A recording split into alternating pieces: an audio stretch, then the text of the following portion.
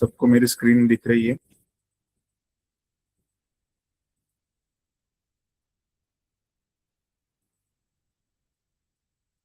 Just wait. Yes, sir. Yes, sir. Okay. So first, we just take a small introduction for previous lecture, and we will start our topic. So our topic name is set. In Marathi or Hindi, it's called as a sancha. Okay. Set means collection of objects indefinitely or clarity of the order. It is called as a set. Means ऐसे कुछ वस्तुओं का और object का collection को हम लोग क्या बोलते हैं? सेट. बट वो जो कलेक्शन हम लोग कर रहे हैं उसका ऑर्डर और सीक्वेंस आपको एक प्रॉपरली डेफिनेट तरीके से पता होगा तो उसको हम लोग सेट बोलते हैं. तो उसके बाद इस सेट में हम लोग क्या क्या देखने वाले हैं उसका मैंने स्मॉल पिक्चर आपको दिखाया था कि इस टॉपिक में हम लोग क्या क्या स्टडी करने वाले हैं. ठीक है. किसी को कुछ याद है क्या? कोई बता सकता है क्या? ऋतुपर्णा, अपूर्वा, आप बता सकते हो क्या? सर क्या बताना है? कि लास्ट लेक्चर में हम लोगों ने क्या लर्न किया था? कुछ आइडिया है क्या आपको? मुझे तो ऐसा लगता है कि नहीं समझ में आया होगा. ऐसा तो कुछ भी नहीं होगा. मतलब थोड़ा बहुत तो आपको पता होगा. तो आपने कुछ सर सीखा था हमने क्या? नंबर का डिस्कस किया था. Natural numbers, whole numbers, integers. Okay. Integers क्या होते हैं बेटा? बता सकते हो? इंटेजर्स मतलब जिसमें नेगेटिव नंबर 0 और 1 2 3 सब आते हैं. ओके. उस वो जो नंबर्स मतलब जिनका साइन पॉजिटिव और नेगेटिव होता है वो all numbers it's called as a integers. मतलब कंप्लीट नंबर रहते हैं जो कि फ्रैक्शन में नहीं होते. नेगेटिव भी हो सकते हैं, पॉजिटिव भी हो सकते हैं, जीरो भी हो सकता है. वो सब इंटीजर्स है. करेक्ट. सो अभी हम लोग स्टार्ट करते हैं कि इंट्रोडक्शन में हम लोगों ने क्या सीखा था और आगे हम लोग क्या देख रहे हैं.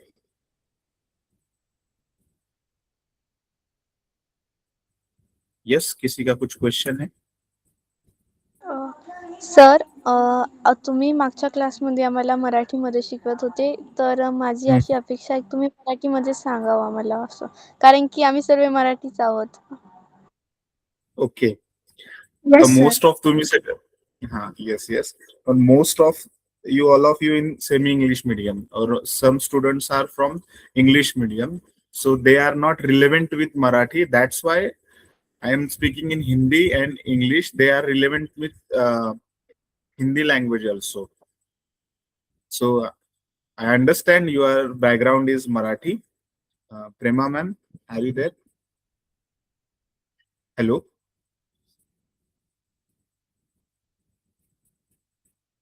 Sangeeta ma'am.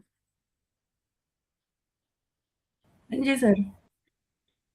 सर मैम, इनका कहना है कि जो टर्म्स है वो मराठी में भी एक्सप्लेन करेंगे तो उनको बेटर वे से समझ में आएगा. So as per guidelines semi English in English only, there is ये नो इनसे प्रॉब्लम. पूछेगा कि मराठी मीडियम के हैं या इंग्लिश मीडियम या semi English. This batch is semi English medium, but the language speaking in classes the Marathi and English, so they are relevant with Marathi and Hindi. Marathi and English. आपने बनाया होगा ना PDF? हाँ, तो PDF में तो English में ही रखा है एज इट इज, बट कुछ टर्म्स जो समझने के लिए इजी हो वो उसमें हिंदी मराठी मिक्स किया है. पूरा टर्म्स नहीं, बट सम वर्ड्स के लिए जो कि उनको इजीली समझ. सो कोई प्रॉब्लम नहीं ना मराठी? नहीं, कोई दिक्कत नहीं सर. Okay okay. ठीक आहे, आपण मराठी, हिंदी, इंग्लिश तिन्ही लँग्वेज मध्ये यूज करू. त्याला जे रिलेव्हंट असेल तर वेल. ठीक आहे, आपण स्टार्ट करूया. सो फर्स्ट स्लाइड दिसते तुम्हाला, बरोबर? Yes, sir. Yes, sir.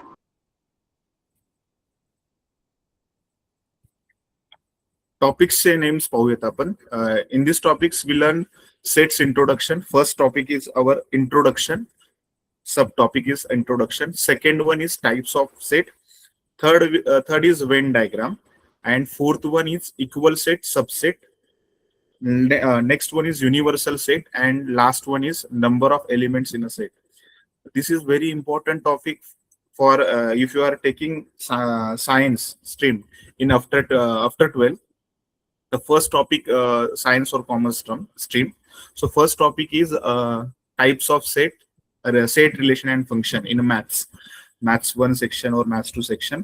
So this is a very important topic for 11 12th also. It's a basic for a sets. So if you have any question, please ask freely. If you don't understand any method, please let me know. Okay. Okay sir. First सेटचं introduction आपण पाहतो. सेटला कसं ओळखायचं. So कुणाला काय आठवतंय का याच्याबद्दल, काय आपण पाहिलं होतं, क्या हमने सीखा था for this picture? Any idea, any guesses? Sir sets म्हणजे एखाद्या गोष्टीचा सेट, जसं की म्हणजे संच, चाव्यांचा संच असो किंवा आपला पेन्सिल बॉक्स आहे त्याचा संच, सेट्स. ठीक आहे. फॉर एक्झाम्पल मी सिंपल क्वेश्चन विचारतोय. Number of heighted student in my class is a proper definition of set or not? Number of taller student in my class, is it correct definition of set or not? It is the proper set or not? माझ्या No, वर्गात sir. असलेल्या उंच विद्यार्थ्यांचा संच का नाहीये? Why not? Any reason?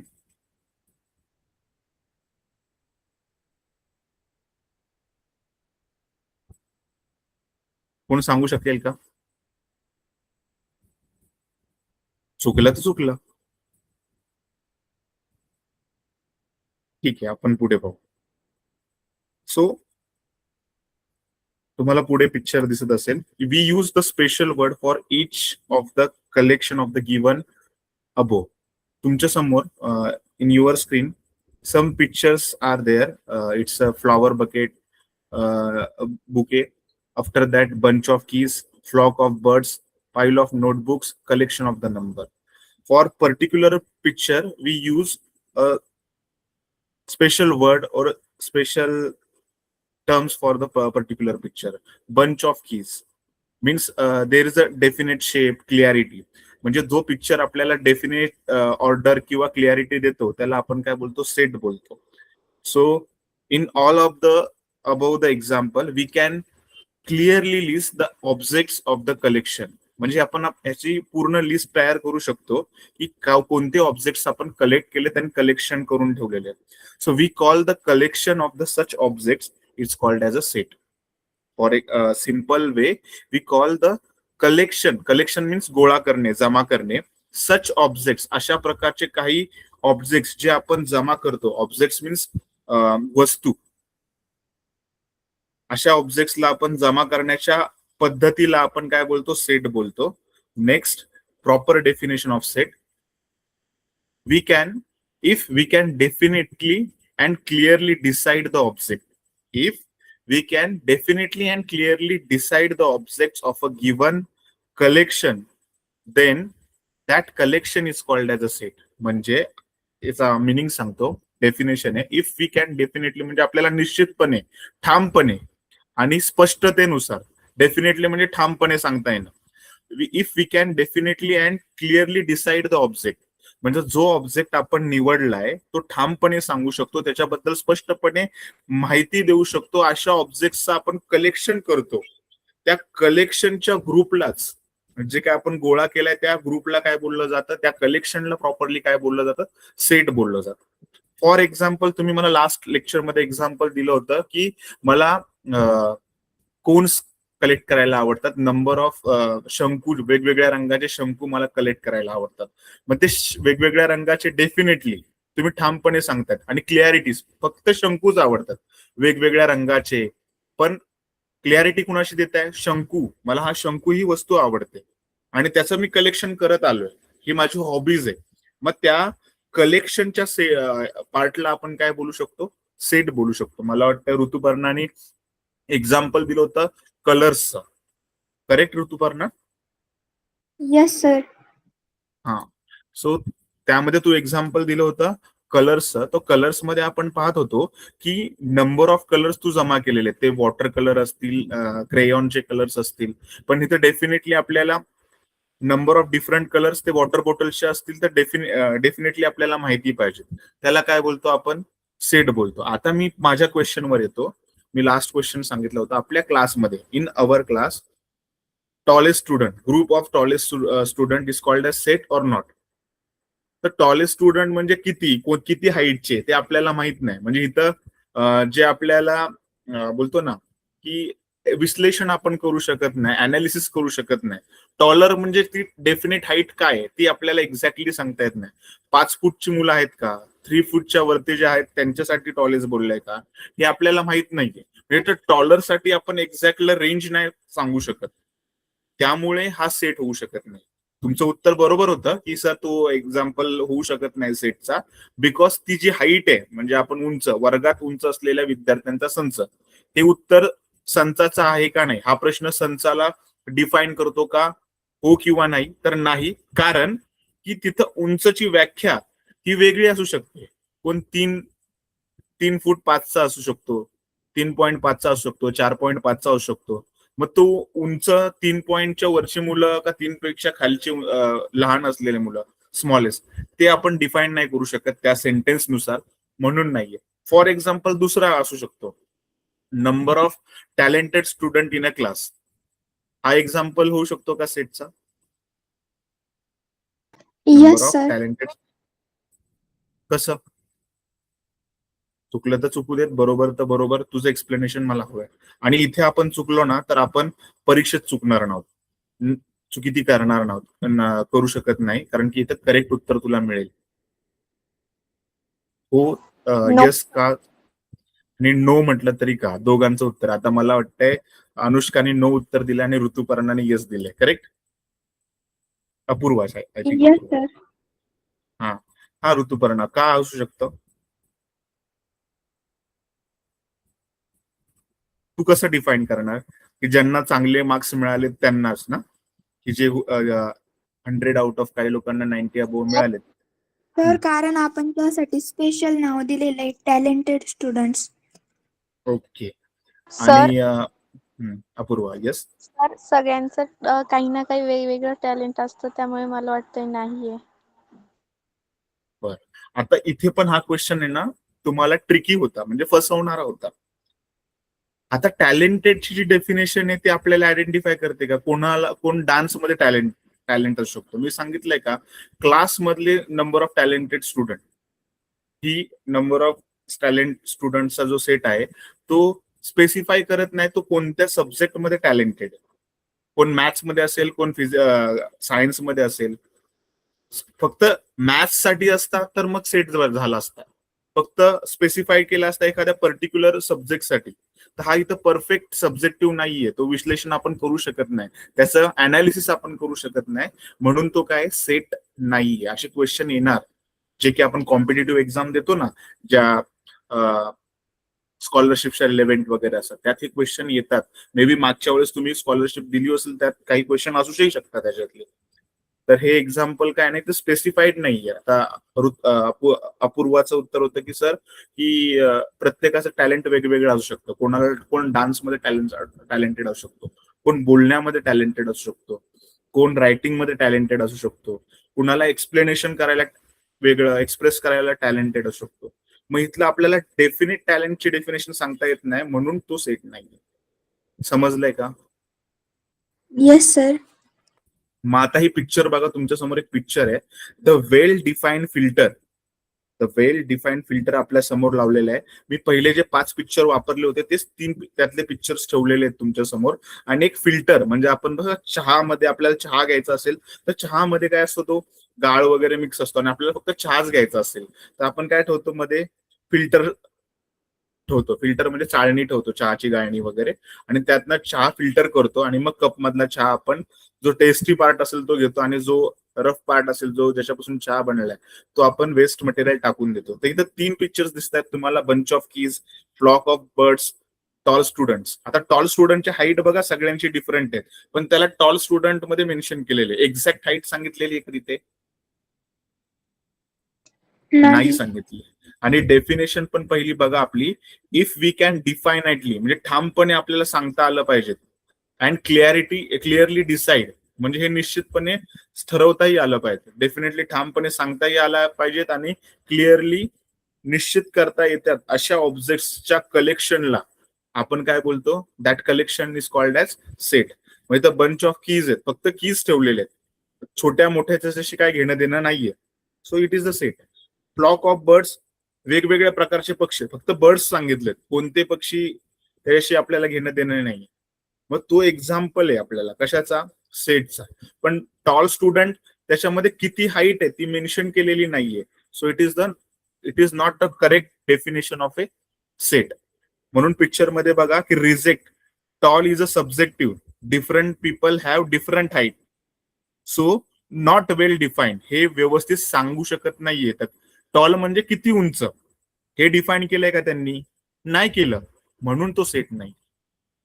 समजलंय का? मग 2 पिक्चर्स बघा फिल्टर होऊन लेफ्ट साइडला गेलेत, त्याच्यामध्ये काय, these are the sets, but जो राईट पार्टला गेलाय त्याला रेडिश कलरने दाखवलाय आपण, it is not a set. Clear आहे? समजलंय सगळ्यांना दोघींना? Yes other sir. Student join झाले असतील लेट तर त्यांनाही समजलंय का? मला वाटतं अजून खूप कोणी जॉईन नाही झालं, मे बी सुट्टीला वगैरे गावी वगैरे गेले असतील मे बी. ठीक आहे, नेक्स्ट पुढे जाऊया. तो सेटच्या इंट्रोडक्शन मध्ये आपण डेफिनेशन पाहिली होती. Definitely and clearly decide the objects of a given collection, then it is called as a this collection is called as a set. Generally the name of the set जे दिलं जातं, सेटला जे नाव दिलं जातं ते कॅपिटल लेटर्सने दिलं जातं. त्याचं नाव आहे A B C and Z. The member of elements of the set are shown by the using small letters like a B c. म्हणजे सेटच्या आतमधले जे एलिमेंट्स आहेत ना, म्हणजे सांगितलं की माझ्याकडं ए टाईपचे फ्लॉवर्स आहेत, बी टाईपचे फ्लॉवर्स आहेत, तर त्यातला जो ए आणि बी आहे ते स्मॉल लेटरने दाखवले जातात, मेंबर्स. म्हणजे आता नॅचरल नंबर्स सांगितले तर आपण लिहितो ना 1, 2, 3, तर त्या 1च्या जागी मी ए बी सी हे स्मॉल अल्फाबेट युज करू शकतो, कारण की ते सेटच्या एलिमेंटचा पार्ट आहे. समजतात? ते स्मॉल लेटरने दाखवतात आणि सेटचं नाव ते कॅपिटल लेटरने दाखवलं जातं आणि त्याच्यातले जे एलिमेंट आहेत ते बिलॉंग्स टू या वर्डने मेन्शन केले जातात. बिलॉंग्स टू साठी एप्सिलॉन हा वर्ड युज केला जातो. हा कर्सर दिसतोय माझा तुम्हाला, इथे ई वर मी राऊंड करतोय, येस सर. त्याला एप्सिलॉन बोलतात. हे ग्रीक अल्फाबेट्स असतात ना, आपल्याकडे कसं आपण अल्फाबेट वापरतो ABCD, A B C D E F G H, तसं ग्रीक लेटर्स मध्ये आपण वापरतो alpha, beta, gamma, delta, epsilon, ही अशी ती एबीसीडी आहेत. त्यातला हा ई आहे. मग त्या ईचा प्रोनाउन्सिएशन आपण एप्सिलॉन करतो आणि मॅथ्स मध्ये वाचताना त्याला बिलॉंग्स टू वाचतो, कारण की च्याशी निगडीत किंवा च्यावर आधारित असा त्याचा मिनिंग होतो. ठीक आहे, सो याचं एक्झाम्पल आपण पाहूया आणि नंतर मी तुम्हाला नंबर्स सांगितले होते, हे सगळ्यांना वेल नोन असेल. N means natural number, the number starts from 1 up to infinity, म्हणजे 1 2 3 4 5 6 7 8 9 10 up to infinite number. It's called as a natural number. It is denoted by capital letter N. After that, whole number, it is starts from 0 to infinity. Then integer means positive numbers and negative numbers including 0. It's called as integer. Rational numbers means जे number आपण fraction मध्ये लिहितो. Fraction means अपूर्णांक. मराठीमध्ये त्याला अपूर्णांक बोलतो. म्हणजे न्यूमरेटर आणि डिनॉमिनेटरच्या फॉर्मॅटमध्ये लिहितो 2/3, 9/7, 11/7 असे जे नंबर्स असतात त्याला काय बोलतो आपण? Rational numbers. म्हणजे जे नंबर्स आपण असे लिहितो 4/3.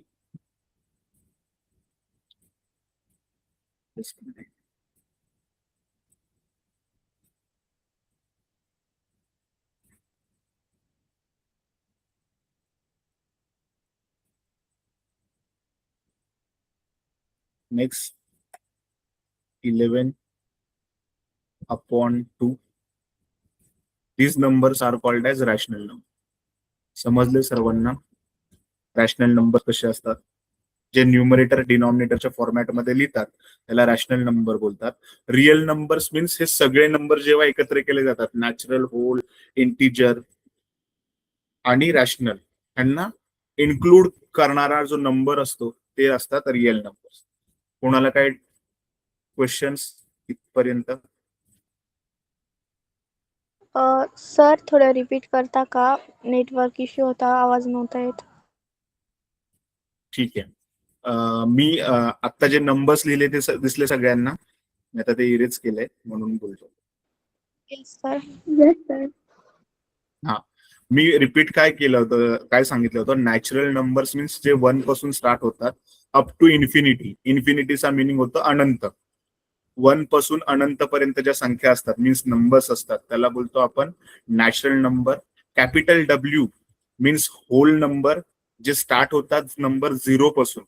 कधी कधी क्वेश्चन मध्ये तुम्हाला विचारलं जाईल की 0 is a natural number or not, तर तुमचा आन्सर पाहिजे नॉट. का? कारण की 0 हा होल नंबर आहे. जो नंबर 0 पासून स्टार्ट होतो त्याला होल नंबर बोलतो. इन मराठी त्याला बोलतो आपण पूर्ण संख्या. नॅचरल नैसर्गिक संख्या. I means integers. आणि नेक्स्ट इयर म्हणजे तुम्ही 11th-12th मध्ये जाल त्यावेळेस इंटिजर्स कॅपिटल झेड ने मेन्शन केले जातात काही ठिकाणी. ठीक आहे.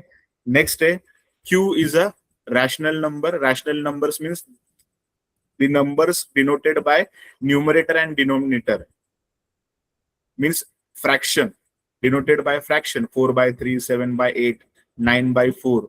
It's called as a rational number. Real numbers means all numbers are called as a real numbers. So including natural, whole, integer or rational, the total 4 types of number is called as a real numbers. Clear आहे सगळ्यांना? Yes sir. Yes, sir. Okay. So next, method of writing sets. The first set आहे त्याला बोलतो आपण roster means listing method. And second one is rule or set builder method.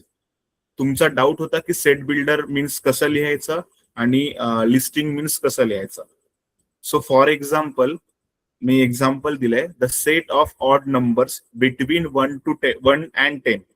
Odd numbers means कोणते numbers? जे 2 ने divide होत नाहीत असे नंबर्सला आपण काय बोलतो? Odd numbers. इथे 1 का नाही घेतला? कारण की 1 is a unit number. 1 is called as unit number. So तो 1 आपण घेतलेला नाही. मग ऑड नंबर्स मध्ये 1 पण येतो, पण त्याला मोस्टली आपण युनिट नंबर म्हणून मेन्शन करतो, त्यामुळे तो इथे इन्क्लूड केलेला नाहीये. फर्स्ट एक्झाम्पल मध्ये दिसतंय सगळ्यांना first example? So Yes, sir. Question मध्ये मला सांगितलंय द सेट. माझा क्वेश्चन जो स्टार्ट होणार ना तो इथून स्टार्ट होणार. The set of odd numbers between 1 and 10. मग मला ह्याचा answer in the form of set लिहायचंय. It's called as listing method. मग लिस्टिंग मेथड मेन्शन करण्यासाठी आपल्याला सेटला नेमिंग केलं जातं, ते कॅपिटल लेटरने दिलं जातं. म्हणून इथं आपण कॅपिटल लेटर ए यूज केला. दिसतोय का तुम्हाला? A is equal to Yes, odd sir. Numbers between, म्हणजे बिटवीनचा मिनिंग होतो च्या मधील. 1 and 10 मधील आपल्याला काय शोधायचे? Odd numbers. सो आन्सर काय येणार आपलं ऑड नंबर्स साठी? 1 तर युनिट नंबर आहे, मग रिमेनिंग नंबर शोधायचे. जे नंबर्स 2 ने कम्प्लिटली डिवाइड होत नाहीत असे नंबर्स आपल्याला घ्यावे लागतील. 2 ने डिवाइड होतं तर तो ऑड नंबर नाहीये. 3 ला 2 ने कम्प्लीट डिवाइड होत नाही, मग 3 is odd number. 5 is odd number, 7 is odd number, and 9 is odd number. There are 4 odd numbers. त्यांचा सिक्वेन्स मॅटर करत नाहीये. पहिला आपण सिक्वेन्सने गेलो 3, 5, 7, 9 आणि लिस्टिंग मेथड मध्ये तुम्ही लिस्ट पाठीपुढे करू शकता, पण एलिमेंट कशाने सेपरेट केले जातात? कॉमाने. नेक्स्ट क्वेश्चन काय आहे तुम्हाला सेट बिल्डर मेथड मधला, की एक्झाम्पल सांगितलंय. क्वेश्चन माझा आता पुन्हा इकडे आहे.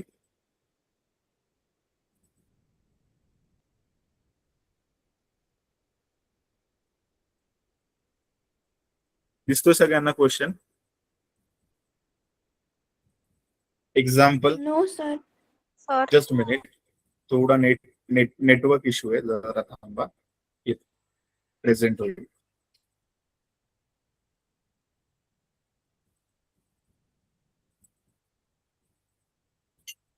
Just minute.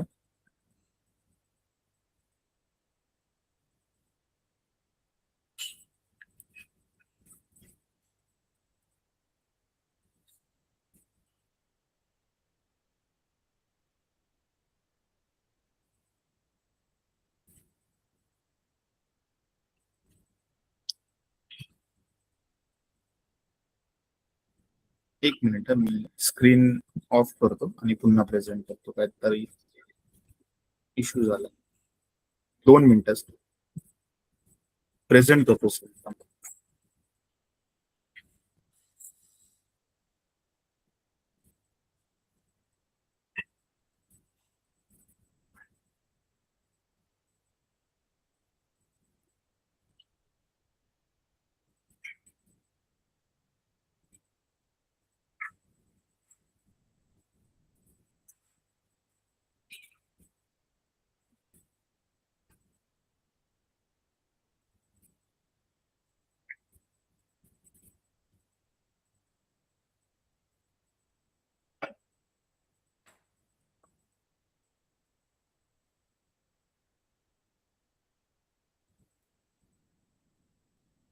Hello.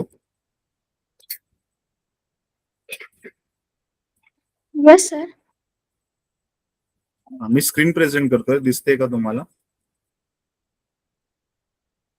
No sir. Wait sir wait, आता दिसेल? No sir.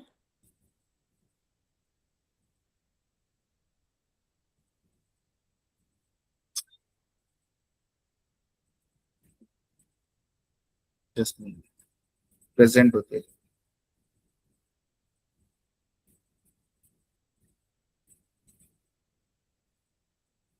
Yes sir. दिसत आता दिसत असेल. ठीक आहे.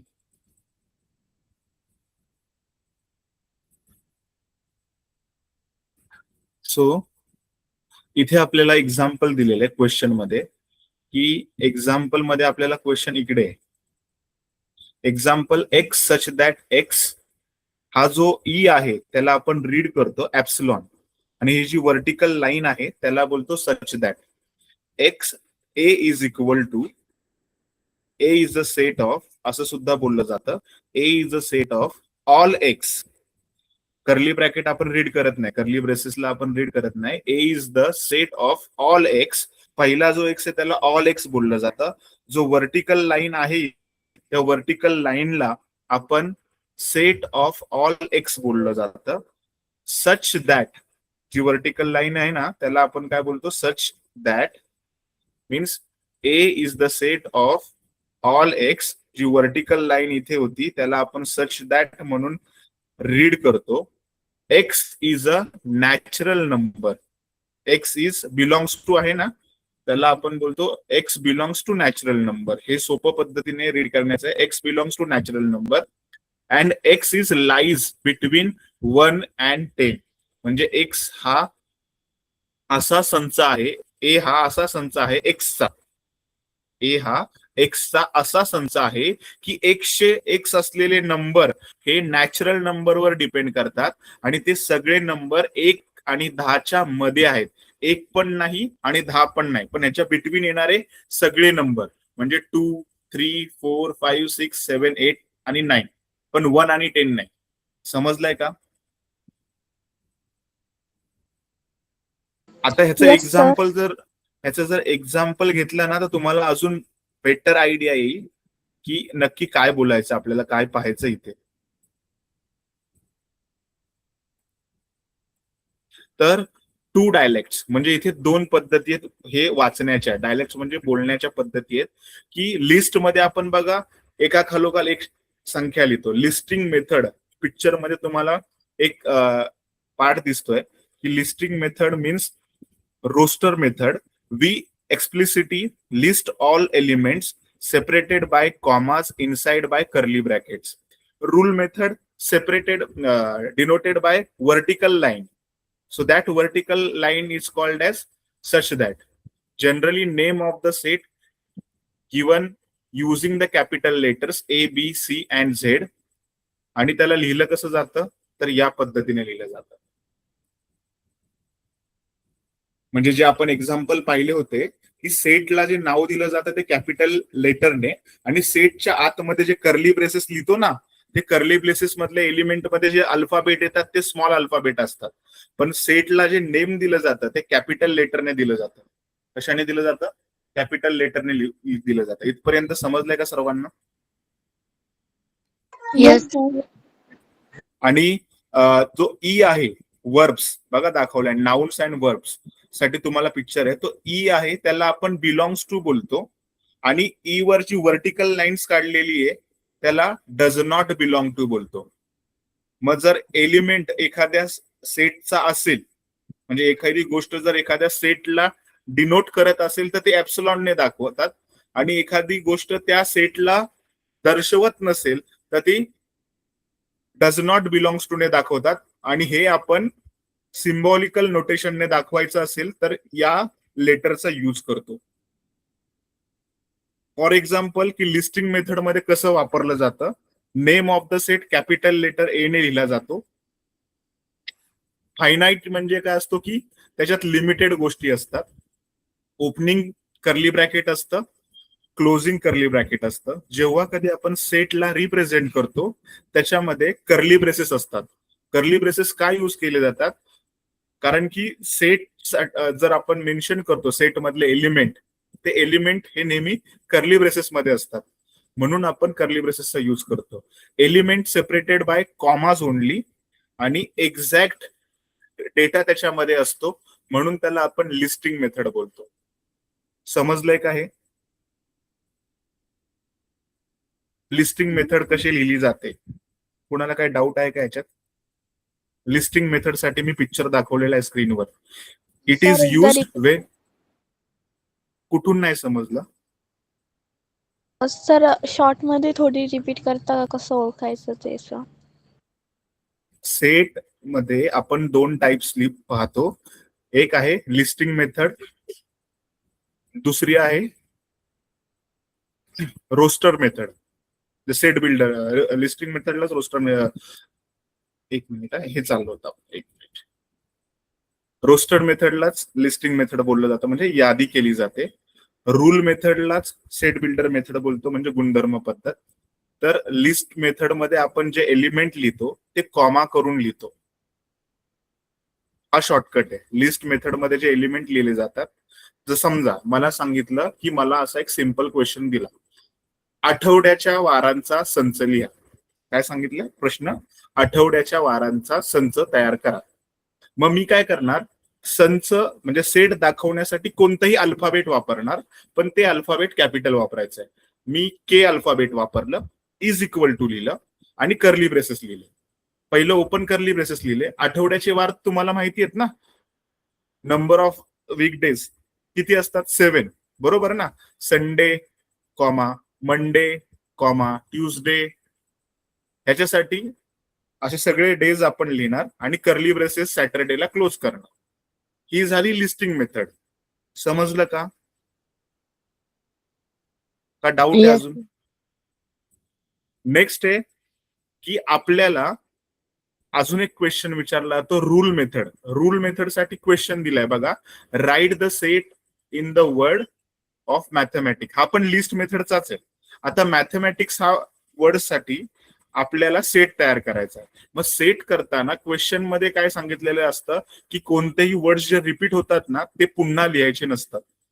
म्हणजे इथं मॅथमॅटिक्स मध्ये ए 2 वेळा आलाय तो एकदाच लिहायचा आहे, टी 2 वेळा आलाय तो एकदाच लिहायचा आहे. म्हणजे जो वर्ड रिपीट होत असेल तो सिंगल वेळाच लिहिला जातो लिस्ट मेथड मध्ये. हा रूल आहे युनिकनेस ठेवण्याचा. म्हणजे सगळीकडे सेम ठेवायचा असेल तर आपण हा मेथड यूज करतो. नेक्स्ट, आता हा क्वेश्चन बघा रूल मेथडचा. Why use rule? आपण रूल मेथड का वापरतो? Because some collections are infinite. काही कलेक्शन जे आहे ना ते खूप मोठे असतात, त्यांचा आपण विचारच करू शकत नाही. मग अशा गोष्टीचा वापर करण्यासाठी आपण कोणती मेथड वापरतो? रूल मेथड वापरतो.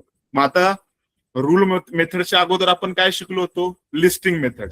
मग आपल्याला क्वेश्चन लिस्टिंग मेथडचा असतो. आता इथं ई म्हणून एक सेट दिलाय, बरोबर? सेटचं नाव कधी दाखवलं जातं? कॅपिटल लेटरने. ई इज इक्वल टू, आणि त्याच्यामधले एलिमेंट ते कॉमा कॉमा करून सेपरेटेड केलेले. 2, 4, 6, 8, 10, 12, 14, 16, 18, 20. अजून पण तो कंटिन्यू वाढतच चाललाय म्हणून डॉट डॉट केलंय, बरोबर? मग आता याचा एंड तर होत नाही. मग कोणती मेथड वापरली पाहिजे? मग त्या ठिकाणी यूज होतोय ती होते रूल मेथड, म्हणजे सेट बिल्डर मेथड. मग ह्याला शॉर्टकट मध्ये लिहिण्यासाठी आपण जो सेटला नाव दिलंय तेच यूज करतो. E is equal to in curly braces. आता हे जे नंबर्स आहेत ना त्या नंबरसाठी मी एक अल्फाबेट वापरलं, स्मॉल एक्स. स्मॉल एक्स म्हणजे हे रीड करताना असं वाचणार, E is the set of all x such that x is an even natural number. पुन्हा रिपीट करतोय. क्वेश्चन मला लिस्ट मेथड मधला दिलाय, पण त्याचं कन्व्हर्जन मला रूल मेथड मध्ये करण्यासाठी क्वेश्चन येतो. मग मला क्वेश्चनचा आयडिया तर कळालेली आहे की ई हा जो सेट दाखवलाय ना त्याच्यामध्ये इवन नंबर दाखवलेले आहेत. कोणते नंबर दाखवलेले आहेत? क्वेश्चन वाचल्यावर कळलं पाहिजे की 2, 4, 6, 2 चा टेबल तयार झालेला आहे. मग एलिमेंट्स कुठले आहेत? 2 च्या टेबल मधले. पण हे सगळे नंबर्स कुठले येतात? नॅचरल नंबर मध्ये. म्हणजे मी इथं लिहिताना काय सांगितलं? E is the set of all x such that x is even natural number. Numbers असणार आहे, इवन नॅचरल नंबर्स. ऍक्च्युली हे असं नव्हतं पाहिजे. इथे येणार होणार multiple of 2n. X is an multiple of 2n. Shortcut मध्ये पण करू शकतो कारण की इवन नॅचरल नंबर फक्त 2 आहे. याचं एक्झाम्पल पेक्षा आपण पुढचं एक एक्झाम्पल पाहू, तुम्हाला अजून बेटर आयडिया येईल. कंपॅरिझन मध्ये बघा, इथे तुमच्या समोर आहेत नंबर, की आपल्याला क्वेश्चन म्हणजे क्वेश्चनचं डिस्क्रिप्शन म्हणजे वर्णन असतं 2, 4, 6, 8 आणि 10. पण लिस्ट मध्ये करताना काय करतो? फक्त त्या नंबर्सला लिहिलं जातं. पण त्या लिस्टला आपल्याला एका रूलच्या फॉर्मॅटमध्ये लिहायचं असेल तर असं आपण लिहितो, x such that x is an even number and that number is greater than 1 and less than equal to 10.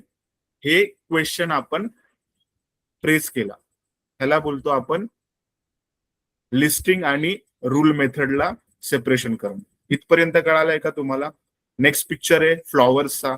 1 to 10 मधले फ्लॉवर्स आहेत, पण त्याच्यामध्ये फ्लॉवर्स बघा फक्त 4 नंबर्स मध्ये फ्लॉवर्सचे डिजिट लिहिले, 2, 3, 5, 7. ते प्राईम नंबर्स आहेत. ते कोणते नंबर्स आहेत? Prime numbers. म्हणजे ज्या नंबरला फक्त त्याच नंबरने डिवाइड होतो. समजतंय का तुम्हाला? क्वेश्चन आपण पाहिले तर कळतील. एक क्वेश्चन पाहूया, क्विज घेऊया आपण.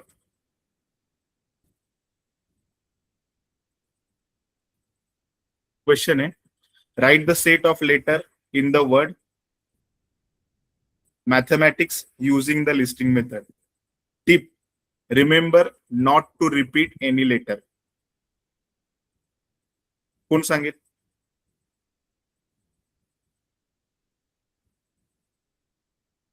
लिस्ट बनवायची आहे, लिस्ट मध्ये कोणताही लेटर रिपीट नाही झाला पाहिजे. अशा वर्डशी आपल्याला लिस्ट मेथड करायची. हा ऋतुपर्ण. सांगू का सर लेटर्स? हो.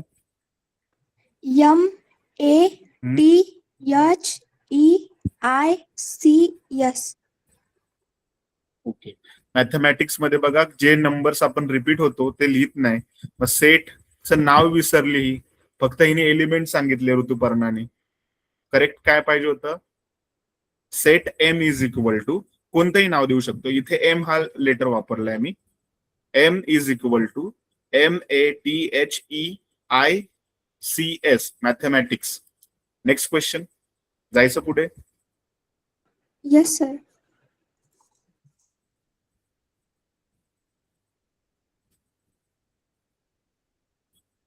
ठीक आहे. नेक्स्ट क्वेश्चन साठी तुम्हाला ह्याच्यावरनं काय समजतंय मला कोण सांगेल? श्रुती तू सांगू शकते? तुझ्या समोर पिक्चर आहे, त्याच्यातून तुला काय समजतंय?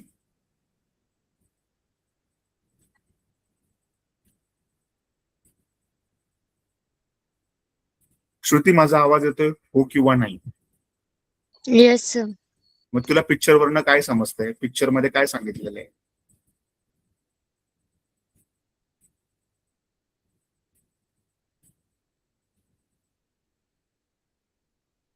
नाही समजलं क्वेश्चन? No sir. काय नाही समजलं त्याच्यात?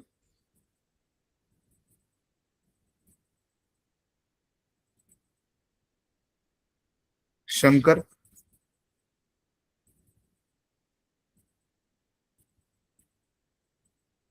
आता तुम्हाला मी शिकवलं होतं ना या ठिकाणी की आपण सेट शिकलो ना, तर सेट मध्ये क्वेश्चन असतात. आता पहिलं जे दिलंय प्लेन इंग्लिश. प्लेन इंग्लिश मध्ये मला एक इन्फॉर्मेशन दिली, परफेक्ट स्क्वेअर फ्रॉम 1 to 20. मग मला या क्वेश्चन मध्ये सांगितलं जातं की या क्वेश्चन पासून लिस्टिंग मेथडचा सेट तयार करा. समजतंय काय सांगितलंय बघा? Perfect square from 1 to 20. 1 ते 20 मधील संख्यांचा पूर्ण वर्ग येणाऱ्या संख्या कोणत्या? 1 ते 20 मध्ये असणाऱ्या पूर्ण वर्ग असलेल्या संख्या कोणत्या यांचा लिस्ट मेथड करा. लिस्ट मेथड मध्ये काय 1 ते 20 पर्यंत जे अंक आहेत त्याच्यामध्ये अशा कोणत्या नंबर्स आहेत की त्यांचा जो नंबर असेल तो पूर्ण वर्ग येतो. 1 चा स्क्वेअर 1च येतो. 4 कुणाचा स्क्वेअर आहे? 2 चा. 3 कुणाचा स्क्वेअर आहे? 3 कुणाचा स्क्वेअर आहे का? नाही. 5 कोणाचा स्क्वेअर आहे का? नाही. 8 आहे का? नाहीये. मग इथे नंबर कोणता येणार? 9. म्हणजे 1 to 20 मध्ये असे नंबर शोधायचे ते कोणत्या तरी नंबरचा स्क्वेअर येतात. मग 1 चा स्क्वेअर 1च येतो. 4 हा 2 चा स्क्वेअर येतो. 9 हा 3 चा स्क्वेअर येतो. मग हे जे नंबर्स आहेत ना ते कोणत्या तरी नंबर्सचे स्क्वेअर आहेत. स्क्वेअर म्हणजे वर्ग आहे. आणि 16 हा 4 चा स्क्वेअर येतो. मग मी तेवढेच एलिमेंट लिहिले, त्यांची लिस्ट केली. मग रूल मेथड मध्ये कसं लिहिलं की हाच प्रश्न होता, परफेक्ट स्क्वेअर फ्रॉम 1 to 20. हा प्रश्नाला तुम्ही रूल मेथड मध्ये कसं लिहाल? तर पुन्हा नाव दिलं B is equal to B is the set of curly braces for all x such that x is a perfect square. X ही संख्या पूर्ण वर्ग असली पाहिजे, पण त्याचं लिमिटेशन आहे की ती व्हॅल्यू 1 किंवा 1च्या इक्वल असावी. म्हणून 1 is less than is equal to x लिहिलंय आणि x is less than is equal to 20 लिहिलंय. म्हणजे 1 हा म्हणजे एक्स हा नंबर 1च्या इतका असावा आणि 20 पेक्षा छोटा असावा किंवा 20 असला तरी चालेल. समजलंय का? नेक्स्ट क्वेश्चन असा आहे की vowels in a alphabet.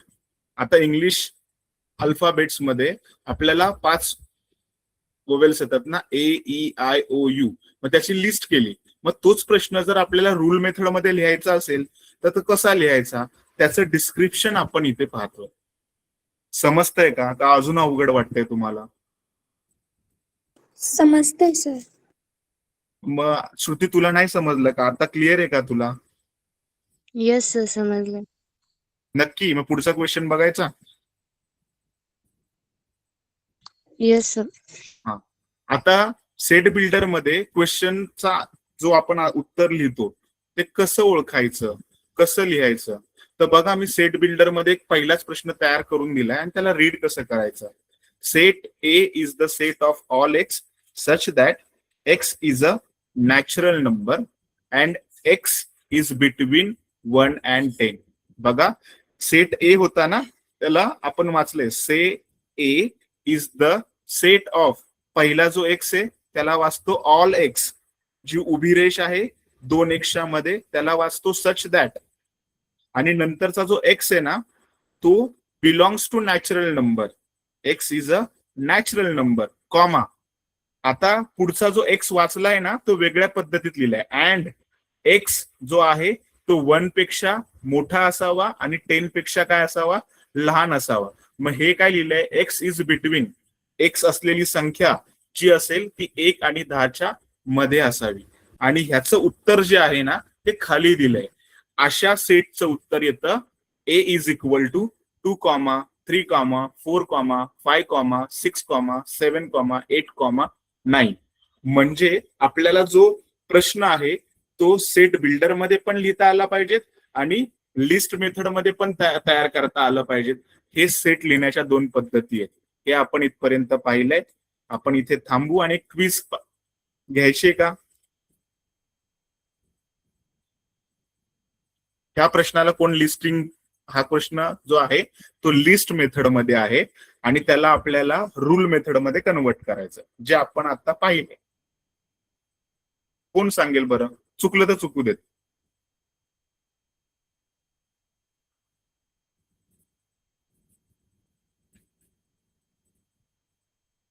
Question बघून काय वाटतंय.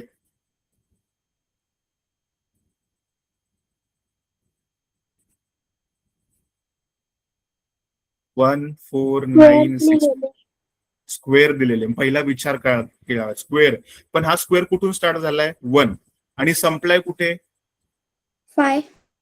5. मग आता ह्याला तुम्हाला एका ऑर्डर मध्ये, एका नियमात बसवायचंय. मग नियमात बसवण्यासाठी आपण काय लिहितो, जे सेटचं नाव आहे तेच लिहिलं, ए. ए सेटचं नाव होतं म्हणून ए इज इक्वल टू. आता जो प्रश्न होता कर्ली ब्रेसेस मध्ये त्याच्यामध्ये ह्याला आपण असं लिहिलं, set of A for all x such that x is equal to n चा स्क्वेअर. एन म्हणजे स्मॉल एन असतो नंबर्स, पण ते नंबर्स काय आहेत, नॅचरल नंबर्स आहेत. नॅचरल नंबर कुठून स्टार्ट होतात, 1 पासूनच स्टार्ट होतात ना.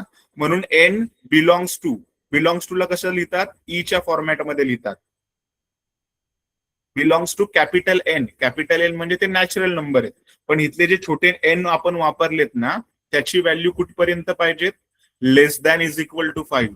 म्हणजे जे नंबर्स मी वापरणार आहेत ते काय असले पाहिजेत, 1 पासून 5 पर्यंतच वापरले पाहिजेत, त्याच्यापेक्षा जास्त नकोय. म्हणजे ह्याच्यामध्ये काय आपण वापरला, रूल वापरला. काय वापरला, रूल वापरला की एनचा, एक्स ची किंमत कशावर डिपेंड करते, एनच्या स्क्वेअरवर डिपेंड करते. मग सगळेच एन घ्यायचेत का, नाही. जे नंबर्स आपण पाहिले ते नॅचरल नंबर पाहिले, होल नंबर पाहिले, रॅशनल नंबर पाहिले, इरॅशनल नंबर पाहिले. तर ह्यातले नॅचरल नंबर वापरायचे का, तर नॅचरल नंबर पॉझिटिव्ह असतात. नॅचरल नंबर 1 पासून स्टार्ट होतात. हा रूल आपल्याला माहितीये, तो आपण इथं अप्रोच केला, म्हणून ह्या मेथडचं नाव आहे रूल मेथड किंवा सेट बिल्डर मेथड. समजतंय का.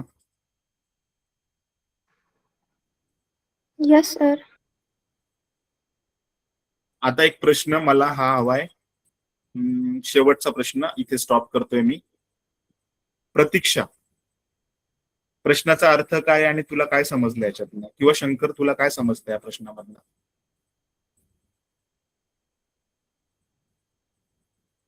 शंकरने स्क्रीनच ऑफ केली. अपूर्वा, आवाज येतोय अपूर्वा.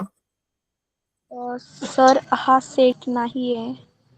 का नाहीये, बरोबर आहे उत्तर.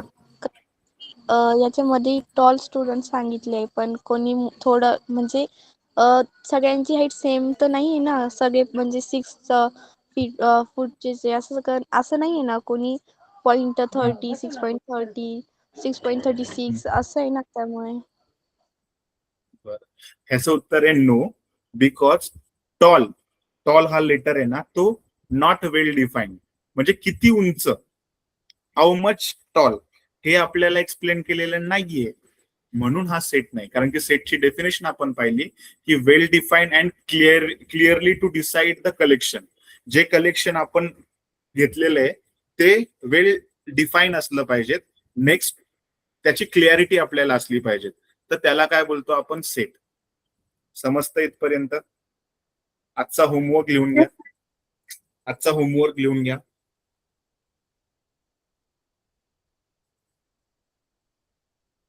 किंवा स्क्रीनशॉट घ्या आणि ह्याचं जर उत्तर नाही आलं तर आपण नेक्स्ट लेक्चरला पाहूया. इथपर्यंत समजलं सर्वांना?